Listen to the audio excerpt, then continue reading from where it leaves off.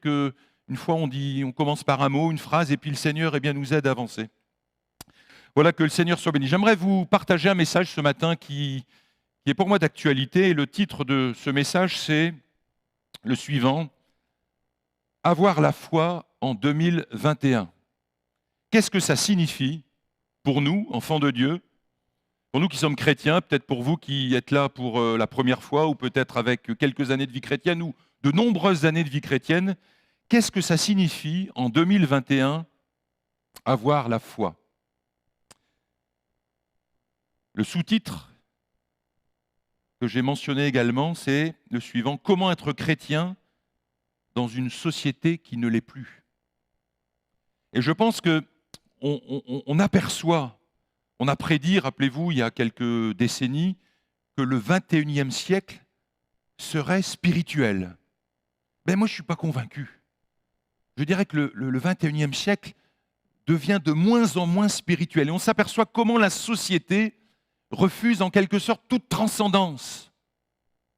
La société dans laquelle nous vivons, elle s'éloigne de plus en plus, et j'ai l'habitude de dire que cela est tellement sournois, ce n'est pas par grand coup de bulldozer, mais c'est tellement sournois, où on essaye par tous les moyens, par toutes les méthodes, par toutes les pensées, de rejeter toute transcendance, de rejeter toute existence de Dieu, en quelque sorte même de rejeter tout. Le simple fait de prononcer le nom de Dieu devient très compliqué. On assiste maintenant de plus en plus avec les lois qui nous arrivent à une laïcité de combat, où la laïcité devient une religion. Et on essaye par tous les moyens, je me répète, de sortir Dieu de tout ce qui concerne notre vie. Alors que nous savons très bien que notre société européenne est une société qui a été fondée sur des fondements judéo-chrétiens, mais on essaye par tous les moyens de refuser. Et nous, nous sommes là, chrétiens, dans cette société, et puis on se dit, mais qu'est-ce que ça signifie pour nous maintenant, avoir la foi, en 2021 ? Alors, il y a plusieurs siècles, avoir la foi, c'était important, puisque les gens avaient besoin de nourriture. C'était compliqué, ce n'était pas aussi facile que maintenant. Les gens avaient besoin de logement. C'était beaucoup plus compliqué que maintenant, même s'il y a des cas difficiles, bien entendu. Je ne veux pas faire une généralité, mais comprenez-moi bien, cette foi qui animait nos pères dans les premiers siècles, elle était, une foi vivante, une foi tout simple. On va voir dans la parole de Dieu comment le Seigneur va nous interpeller pour que nous puissions nous recentrer et comprendre, essayer avec son aide, de comprendre ce que signifie avoir la foi en 2021. Parce que force est de constater que n'ont pas besoin de grand-chose. Au niveau de la nourriture, je pense qu'il n'y a pas de souci. Alors, il y a quelques difficultés, certes. Au niveau du logement, je pense qu'en principe, dans la grande majorité, il y a toujours des solutions, même si les SDF, le nombre continue à s'amplifier.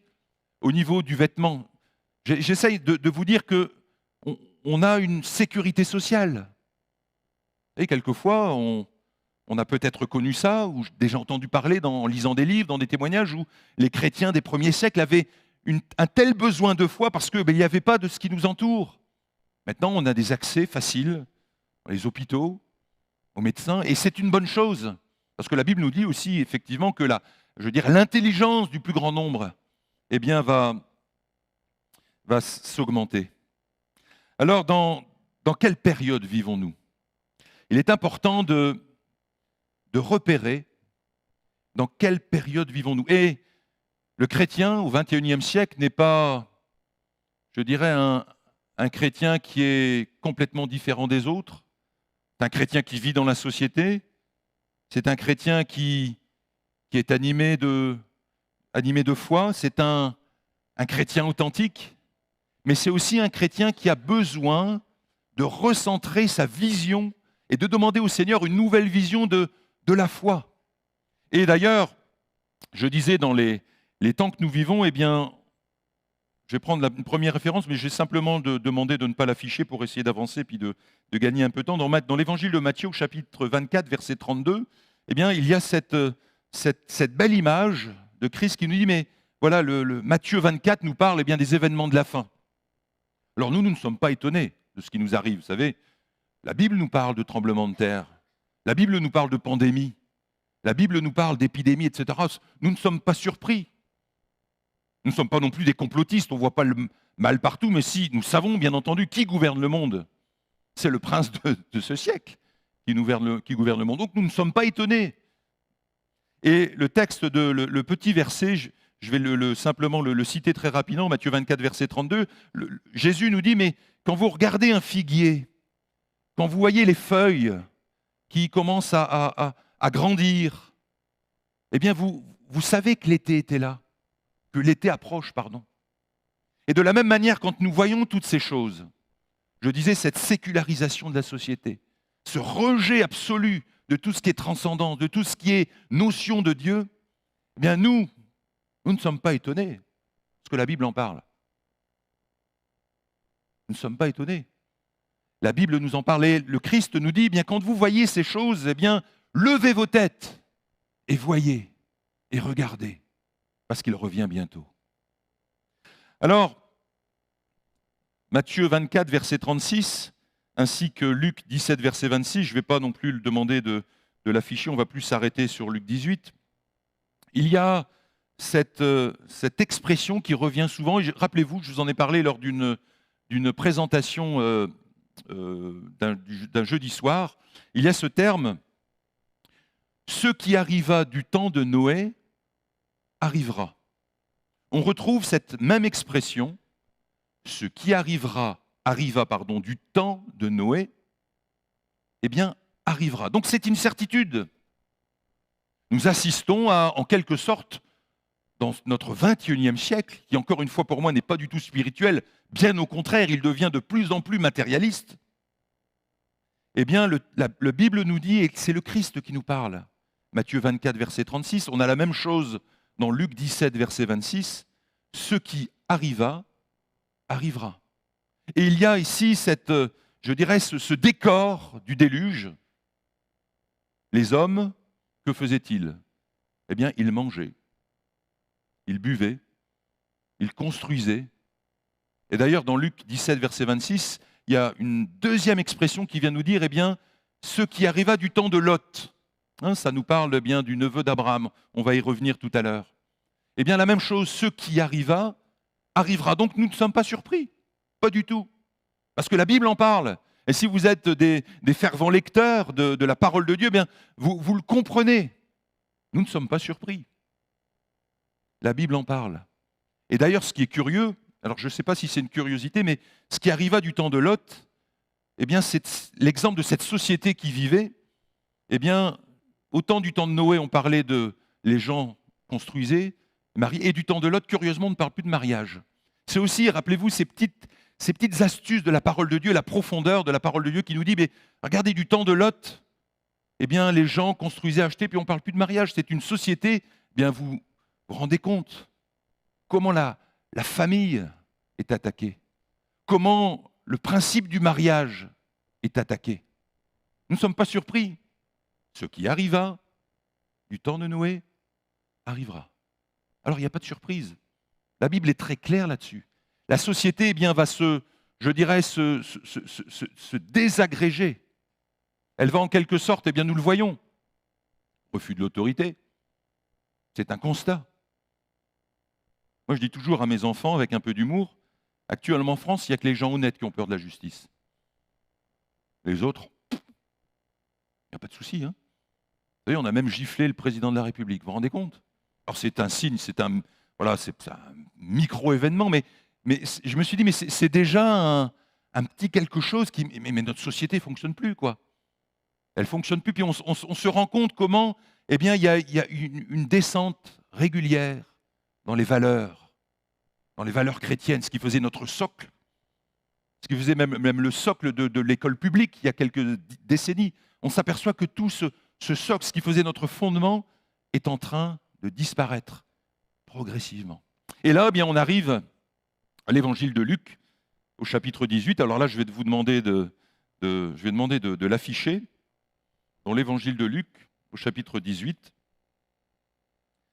Alors ce texte va nous interpeller. Je ne vais pas simplement lire le le début du chapitre 18, parce que c'est une parabole qui nous parle du juge inique.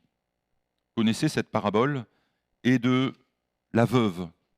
Encore une fois, on a, dans ce tableau de parabole, c'est très intéressant, on a un personnage tout-puissant, le juge, qui est inique, et on a une veuve.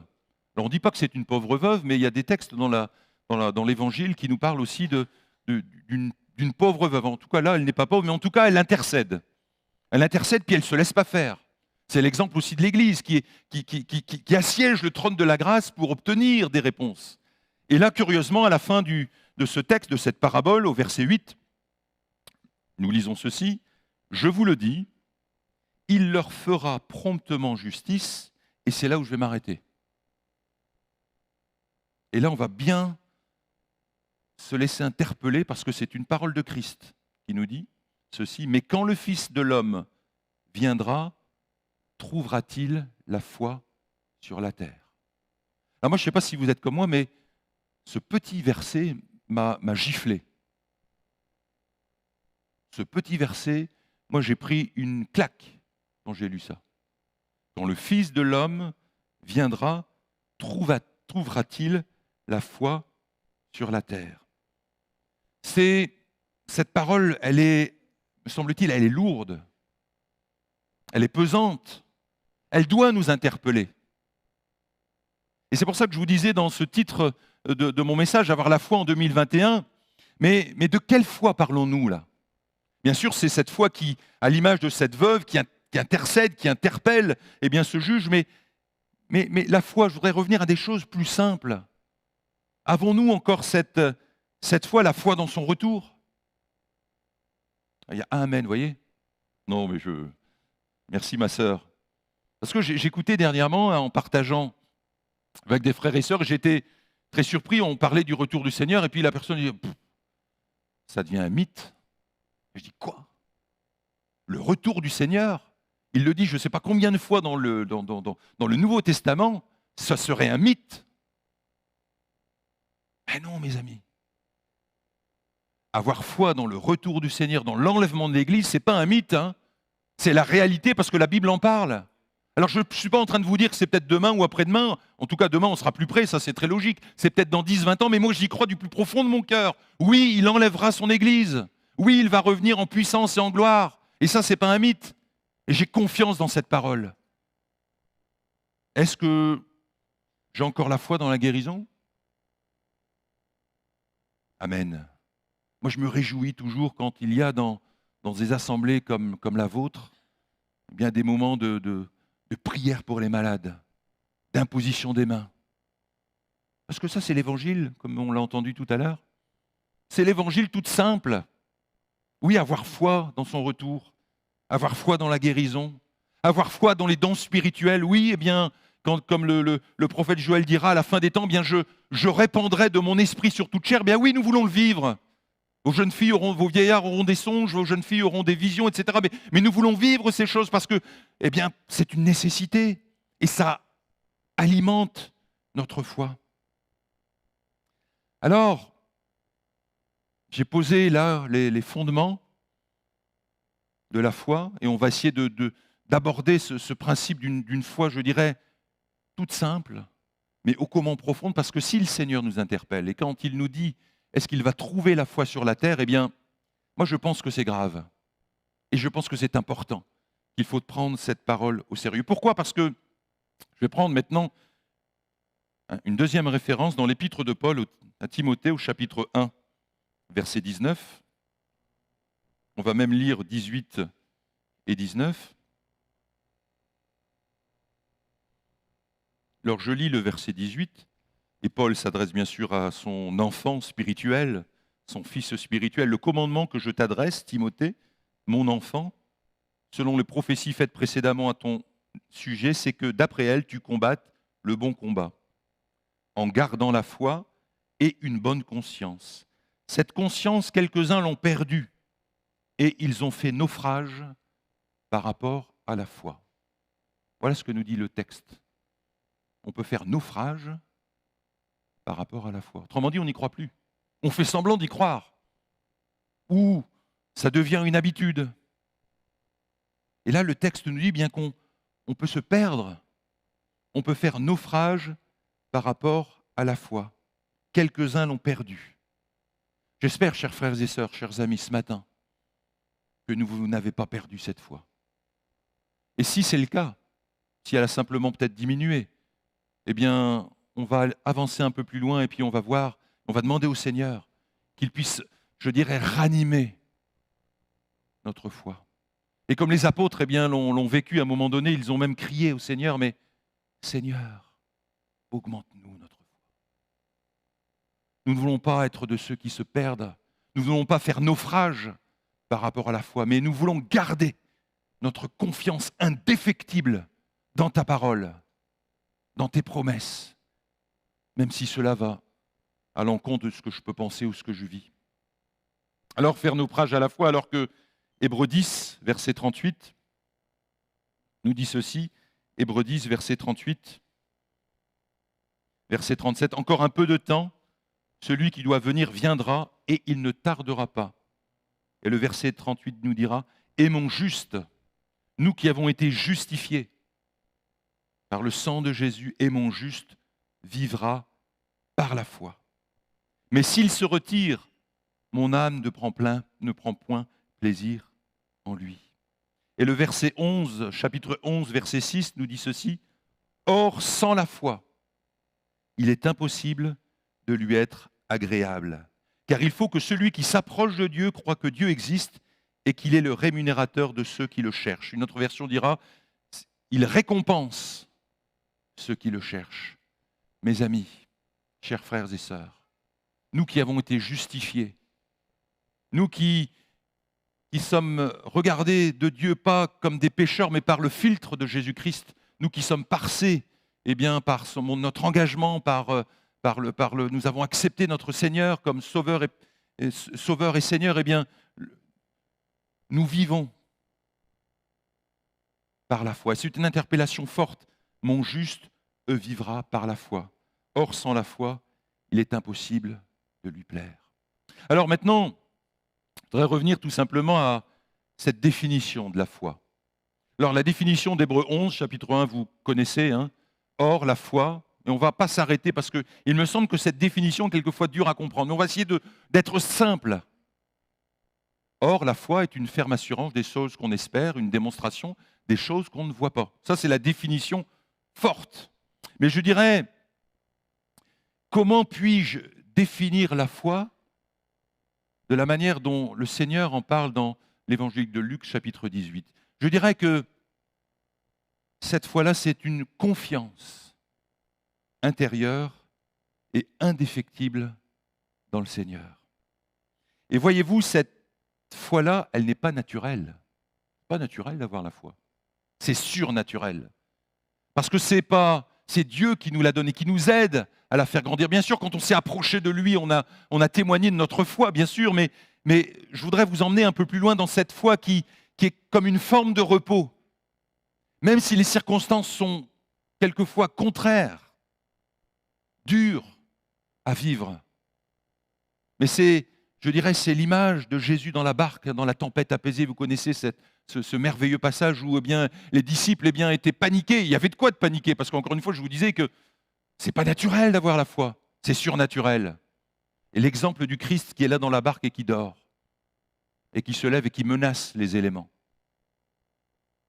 Une force intérieure, une confiance intérieure, une forme de repos. Et pour avancer encore un petit peu, je voudrais maintenant qu'on puisse s'arrêter sur l'exemple formidable qui est donné par le Père de la foi. Vous connaissez le Père de la foi ? Voilà.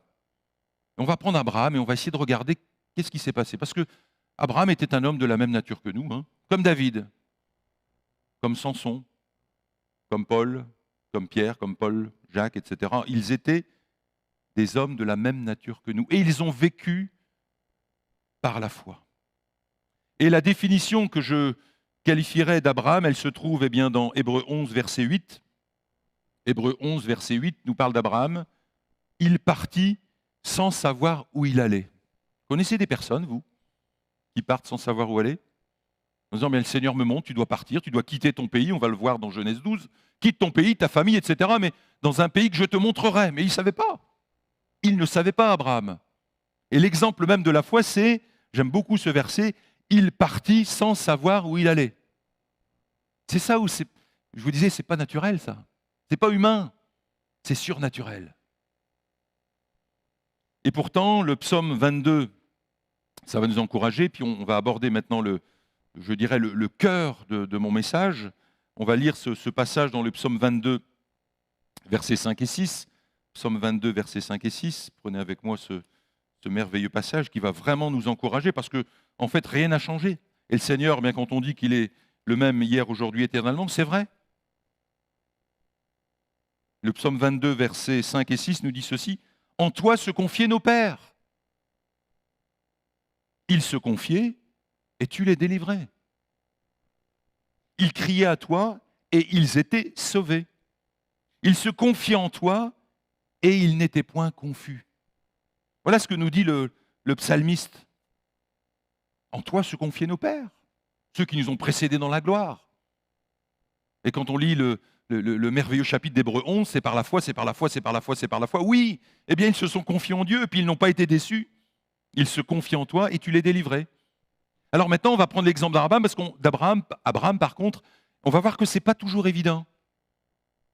Et qu'Abraham, même s'il a obéi eh bien, au Seigneur, on va voir qu'à un moment donné, pardonnez-moi l'expression, c'est peut-être un peu les jeunes vont comprendre, il va se planter. Alors maintenant, on va prendre Genèse 12. Et vous allez voir comment c'est très intéressant le comportement eh bien, d'Abraham.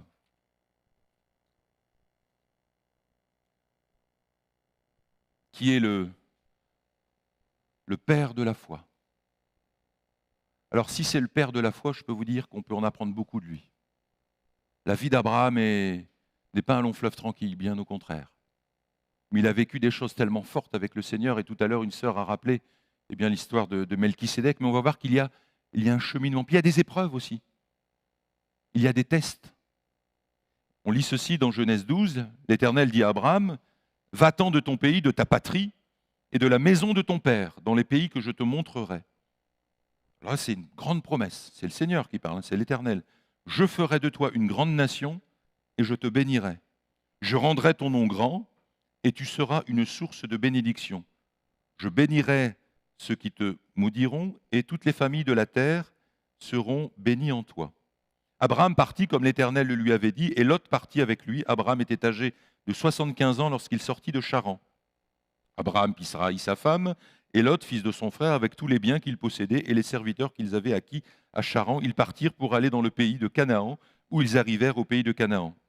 Abraham parcourut le pays jusqu'au lieu nommé Sichem, jusqu'aux chênes de Morée. Les Cananéens étaient alors dans le pays. L'Éternel apparut à Abraham et dit, « Je donnerai ce pays à ta postérité. » Et Abraham bâtit là un autel à l'Éternel qui lui était apparu. Merveilleux.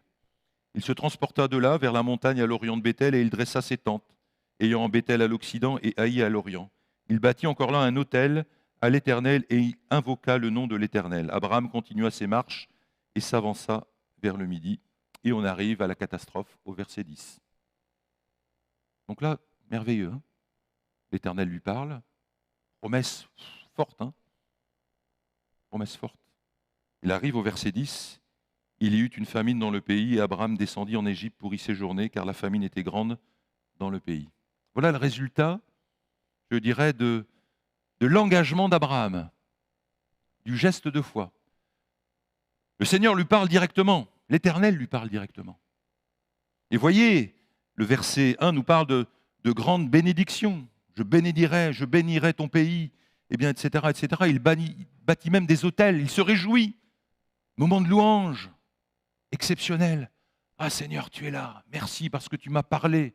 Seigneur, je suis content, je suis ravi, je suis heureux d'apprendre bien que tu conduis ma vie. Ben, c'est une réalité. Et là, au verset 10, le Seigneur le conduit, puis il y a une famine. Et là, c'est la catastrophe. Peut-être le cas aussi.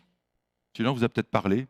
Alors, on peut aborder différents sujets de notre vie familiale. Hein.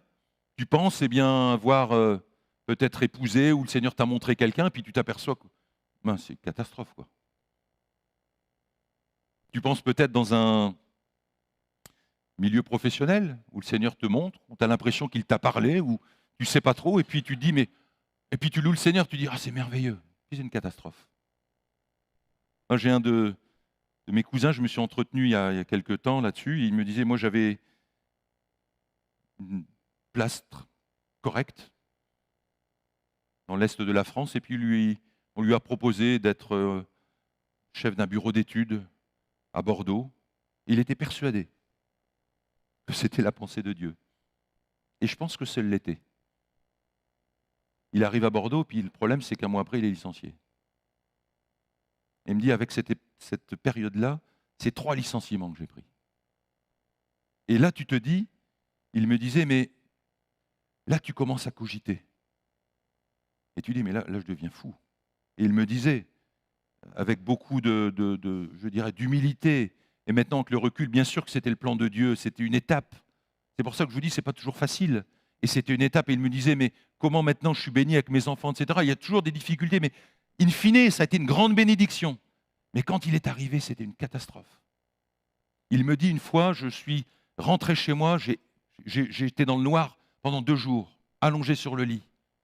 Il se dit, mais c'est quoi, Seigneur, ça? C'est quoi? Qu'est-ce qui m'arrive? J'ai l'impression, Seigneur, que tu m'as conduit, et là j'arrive, mais c'est une catastrophe. Il me disait, on lui a même volé sa voiture. Vous savez, c'est l'exemple de Job. Quand Satan vient réclamer Job, en disant, retire un peu de ce qui fait sa vie, tu vas voir s'il ne va pas te maudire. Et Job, heureusement, ne l'a pas maudit.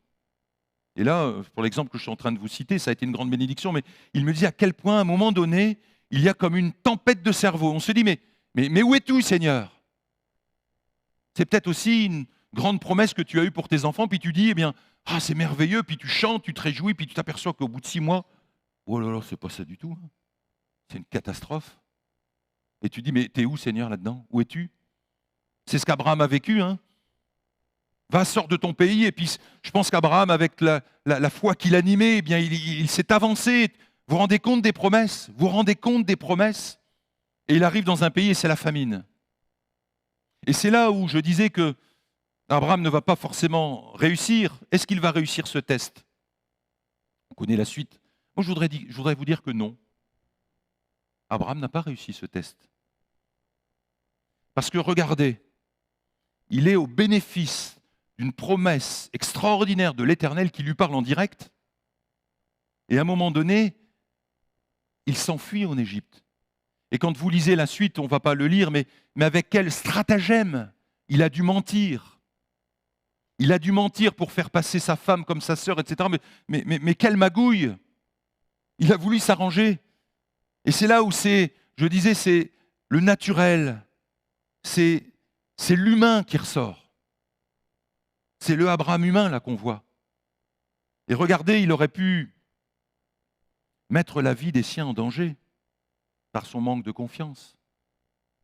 Il a eu de la chance, parce que l'Éternel l'a gardé. Imaginez-vous Saraï, elle n'a pas été abusée par les Égyptiens. Imaginez-vous un instant que Saraï tombe enceinte avec la semence de Pharaon. Où était la promesse? Vous voyez, il a mis, je dirais, par son raisonnement humain, ça aurait pu être une catastrophe.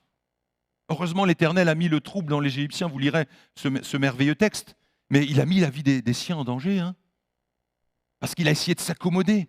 Il a essayé de louvoyer. C'est un peu c'est l'humain, moi je suis comme ça aussi.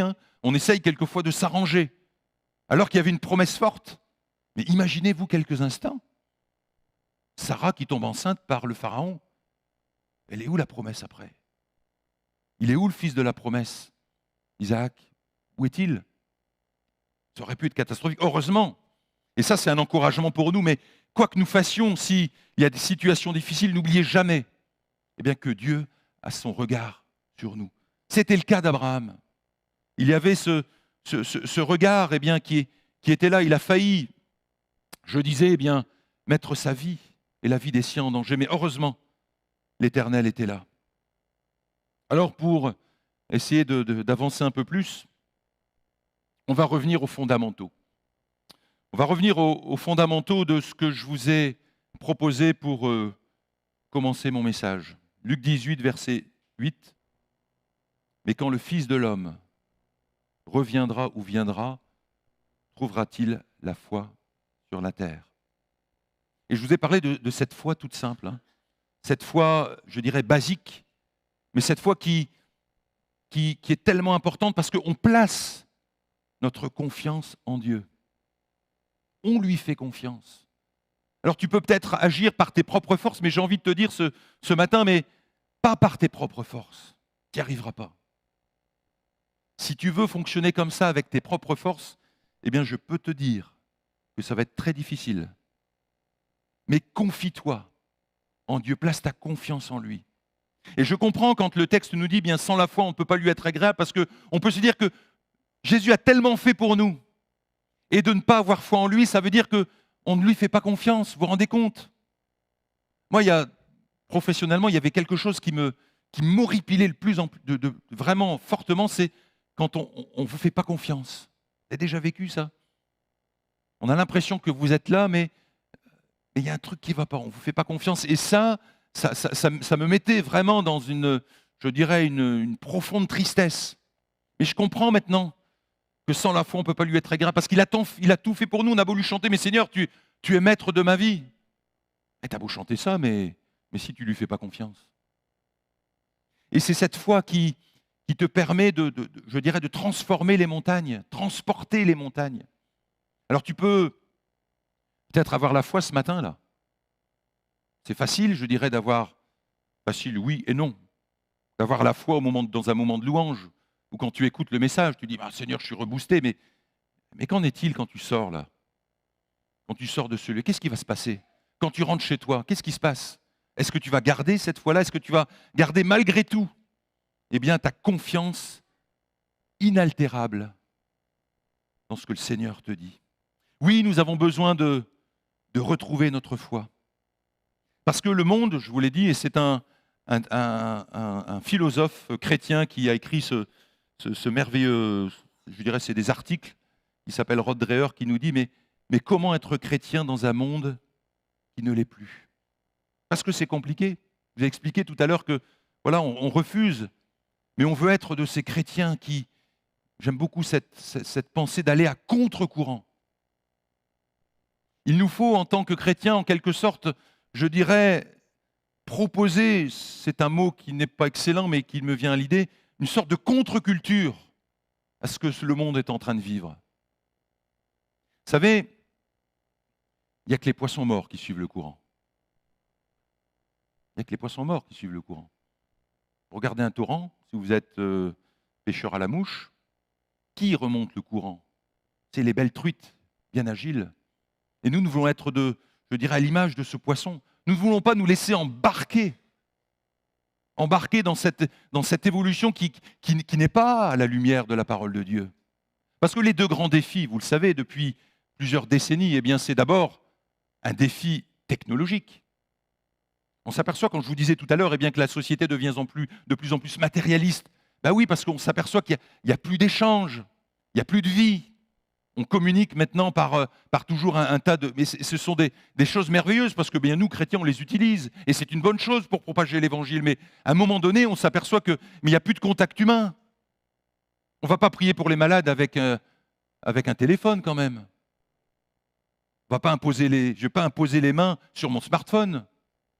Riez, mais vous voyez, on n'en est pas loin. Quand on demande de prier pour quelqu'un, je ne vais pas imposer les mains sur mon smartphone ou sur mon écran.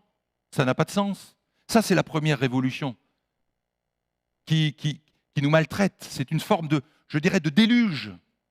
Et quand je disais que nous, chrétiens, nous ne devons pas être réveillés, parce que je ne pense pas que nous dormons, mais d'être éveillés et de comprendre les temps.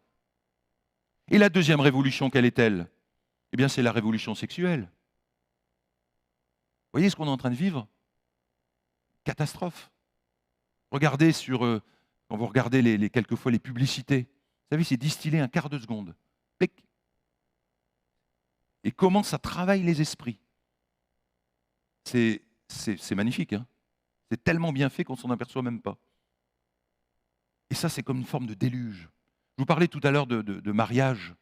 Quand on voit comment fonctionnent maintenant les relations avec le corps, avec comment le corps est utilisé.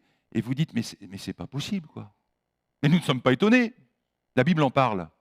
La Bible en parle, nous ne sommes pas étonnés. Ces choses doivent arriver. Et à l'image des feuilles du figuier, on se dit, mais Seigneur, oui, bien sûr, ça ne va pas s'améliorer, hein, parce que la Bible nous en parle. Alors nous voulons bien être de ceux qui ne font pas naufrage dans la foi. Je prendrai encore un petit exemple. Je me suis réjoui, je l'ai d'ailleurs passé bien, à quelques frères. Il y a eu un texte très intéressant de Christian Bian, qui était le président du CNEF. Et vous lisez, quand vous allez sur le site du CNEF, vous regardez, et voyez comment le président des évangéliques, en quelque sorte, a remis, je dirais, l'église au milieu du village. Parce que même, vous savez, on parle de religion protestante ou catholique, mais moi je peux vous dire qu'il y a une religion évangélique. Hein. Ça existe, hein, une religion évangélique. Nous ne parlons pas de religion dans ce lieu, hein, je l'espère. Hein. Nous parlons d'un Dieu vivant et vrai qui change les vies. C'est ça qui nous anime. C'est certainement pas une religion, c'est pas une religion qui va vous sauver. Je suis même en train de vous dire que c'est pas une association d'église qui va vous sauver. C'est le Christ seul. Amen. Donc, et j'ai beaucoup aimé ce texte de Christian Blanc qui, comme je disais, qui remet l'église un peu au centre du village. Attendez, on est en train de se faire avoir là. Je parlais tout à l'heure, j'ai aimé cette expression que j'ai retrouvée. Maintenant, on assiste à une sorte d'évangile laïque, celui de la réalisation de soi. Un évangile, c'est des penseurs, et je me dis, mais ils sont vraiment inspirés, ces gens-là, parce que c'est un peu ce qu'on vit, quoi. Hein.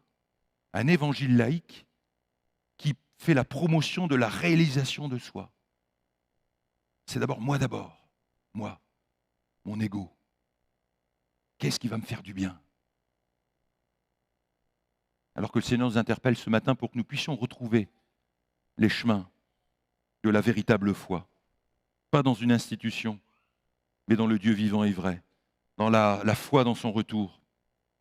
Et j'aimerais ce matin que nous puissions lui dire, bien Seigneur, dans cette foi que tu mentionnes et qui nous interpelle, est-ce que tu la trouveras quand tu reviendras? Bien, je voudrais te dire, mais demande au Seigneur et dis-lui, Seigneur, j'ai peut-être fait fausse route ou je me suis petit arrêté, mais ce matin, Seigneur, je te donne toute ma confiance. Je voudrais vraiment que nous puissions ce matin nous laisser interpeller et que nous puissions dire, Seigneur, ce matin, peut-être comme tout à nouveau, je te donne toute ma confiance. Et j'ai pris l'exemple d'Abraham, il y a peut-être des situations compliquées. Nous n'avons pas le téléphone rouge, vous comprenez? Mais il y a des situations, quelquefois, difficiles, et je sais qu'il y en a dans cette salle. Et je vous encourage à garder votre confiance totale en Dieu. Nous l'avons lu tout à l'heure, il va honorer votre foi. Alors pour certains, pour des cas, ça peut prendre des années. Des années. Nous avons des exemples. Quelquefois, je dirais des combats intérieurs de plusieurs décennies. Mais comme on se réjouit de voir des frères et des sœurs qui gardent la foi. Cette foi qui nous amène à avoir une totale confiance. Et encore une fois, vous pouvez la lui demander parce que ce n'est pas naturel. Cette foi-là n'est pas naturelle. Elle vient de Dieu. Elle est surnaturelle. Je vous dis, les gens ne peuvent pas comprendre. Dites à quelqu'un, moi je m'en vais de chez moi, mais je ne sais pas où je vais. Non mais vous dites, mais parce que c'est surnaturel. Et nous avons besoin aussi, nous, dans notre vie chrétienne, de vivre ces choses surnaturelles. Oui, parce que c'est pas naturel, c'est pas humain.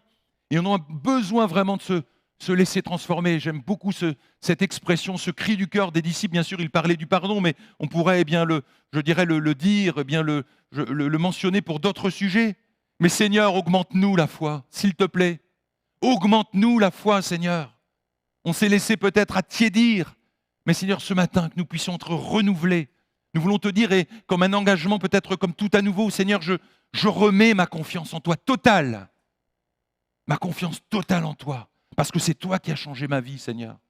C'est toi qui es venu me chercher dans ma situation. C'est toi qui me parles par ta parole, Seigneur. C'est toi qui me conduis, même si c'est quelquefois difficile, à l'image d'Abraham. Je t'ai suivi, Seigneur, puis là, c'est la famine. Alors c'est peut-être un test, je ne sais pas, mais en tout cas, moi, je vous encourage. Parce que lui ne vous décevra jamais. Jamais, jamais, jamais. Jusqu'à son retour. Et nous l'attendons parce que le retour du Seigneur, je terminerai là-dessus, ce n'est pas un mythe, hein, c'est une réalité. Parce qu'on voit tous les événements, si on est éveillé sur tout ce qui se passe avec les événements qui se passent en Israël, etc., on n'est pas surpris. Il est à la porte. Oui, nous avons foi en toi, Seigneur. Seigneur, te bénissons pour ta parole.